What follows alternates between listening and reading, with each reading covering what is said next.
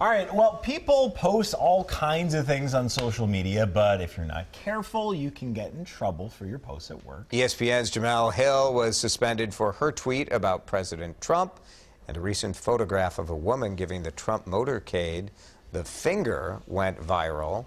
And that ended up getting her fired from her job. Mark Matheson from the Minneapolis law firm Great Plant Moody joins us now. Mark, great to have you with us. Thanks. Great to be here. Believe me, this is a topic I am constantly aware of as someone active on social media. Let's start with the employer, the woman who flipped off the presidential motorcade. Is that employer legally okay to fire that employee for that? Well, that's a great question. It's a complicated answer. I'm not so sure that they are, but they might be. One thing that comes up in this arena is the whole question of free speech, and what about the First Amendment? Doesn't she have a right of free speech? My understanding is this is a private employer. Yes. The Constitution, the First Amendment doesn't apply to them. They're not restricted by that. So there are other concerns and restrictions on kind of both sides of this for an employer that. But some states give you Amendment. protections, right? Where, as an employee, where if you're commenting on something in the public sphere, like you get a little more latitude. There are some state protections. There are also union protections. Well, there are also federal protections in the federal labor law. If you're on social media and you're commenting on terms and conditions of your employment and talking to coworkers, that is generally protected activity.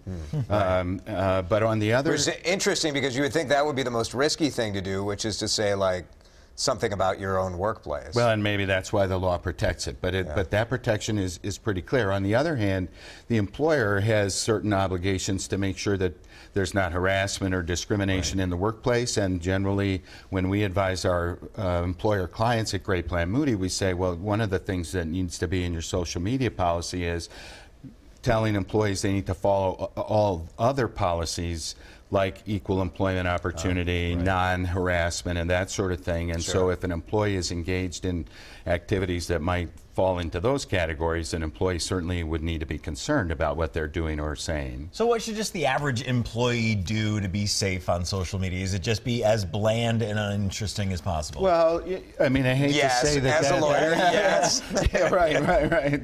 Don't go into the deep regions. But, you know, people want to have free speech, right? Want to participate in conversation. Yeah, absolutely. I mean, I think that an employee then should understand when they might be connected to the workplace, and they should understand their employer's policies on this. And frankly, if you are active in social media, or you write a blog, or comment frequently on Twitter, maybe you have a discussion with your employer in advance. Go to your supervisor, go to HR, and say, this is what I'm doing. And does it get you anywhere if you write in your profile this kind of retweets aren't don't equal an endorsement, or these are my views, not my employer? Probably you see not. This kind of I don't stuff. think the disclaimer. I mean, the employer's concern is going to be: is there some way that we are connected as an employer to this employee's statements or tweets or activities on social media? And if so,